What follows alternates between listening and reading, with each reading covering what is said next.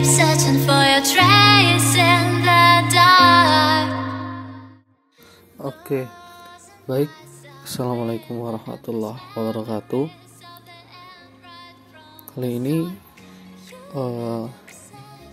saya akan memberikan kesimpulan atau resume dari tugas WFH, waspada serangan cyber saat work from home, atas nama Imam Nur Rahim. Ini adalah tugas keamanan informasi. Baik, yang pertama, serangan cyber pada masa pandemi. Informasi dari IBM. IBM itu keamanan internasional. Yang IBM keamanan internasional seluruh dunia, maksudnya secara global meningkat 6.000% sejak pandemi 19. Nah, untuk di Indonesia sendiri, menurut BSSN, Badan Cyber dan Sandi Negara, ada sekitar 18-20 juta penyerangan di Indonesia pada tahun 2020, dan incaran perusahaan yang memiliki data pengguna yang tinggi, seperti kasus pada Tokopedia yang mengalami pembobolan data, terus datanya dijual pada dark web. Setelah Tokopedia terjadi mengalami penyerangan, setelahnya ada Benika juga, dia e-commerce juga, dia juga mengalami penyerangan hal yang sama seperti pada Tokopedia. Dan data pribadi kita itu sangatlah penting, karena seseorang yang memiliki data pribadi kita bisa saja melakukan tindak kejahatan seperti halnya penipuan dan hal lainnya, atau peminjaman kredit secara online. Nah, itu bisa saja terjadi. Jadi hati-hatilah ketika kita mengungkapkan data pribadi kita dalam suatu situs online atau internet. Lalu bagaimana cara kita mengamankan data diri setelah kita belajar atau sekolah bekerja di rumah? Ketika kita belajar atau sekolah atau bekerja di rumah, maksudnya secara daring, chat daring. Nah, menurut The Global Specialist VAD for Cyber Security and Cloud Solution, beberapa hal yang bisa kita lakukan adalah memasang firewall terbaru dari perusahaan seperti Palo Alto, CrowdStrike, dan lain-lain. Dan yang paling utama adalah mengadopsi strategi berbasis cloud, karena lebih aman dibandingkan hardware yang harus di-update di rumah.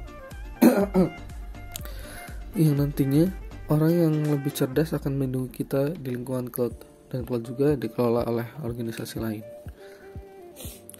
Lalu, alasan apa yang mendasari penyerangan cyber ini, atau kenapa sih para peretas menyerang?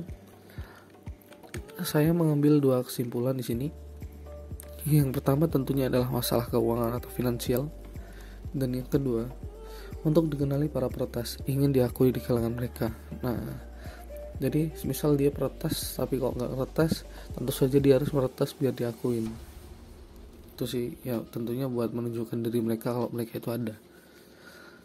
Tapi apapun alasan, serangan cyber sangat berbahaya untuk perusahaan maupun individu pada umumnya. Jadi yang namanya meretas juga nggak baik. Selanjutnya ada phishing.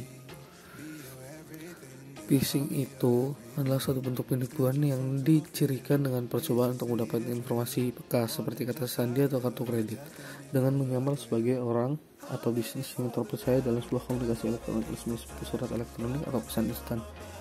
Dulu pernah kejadian web BRI itu pernah mengalami phishing. Jadi para peretas pernah mendapatkan beberapa data dari nasabah BRI. Seingat saya sih pernah phishing mengalami berapa ratus ribu data pengguna gitu bisa didapat. Phishing kalau dalam komputer itu sama, dia membuat web yang sangat-sangat sama. Yang membedakan adalah bagian pada link address-nya. Mungkin yang beda bisa saja ketambahan huruf 1 atau kehilangan huruf 1, seperti itu, atau dia bisa menggunakan domain yang berbeda.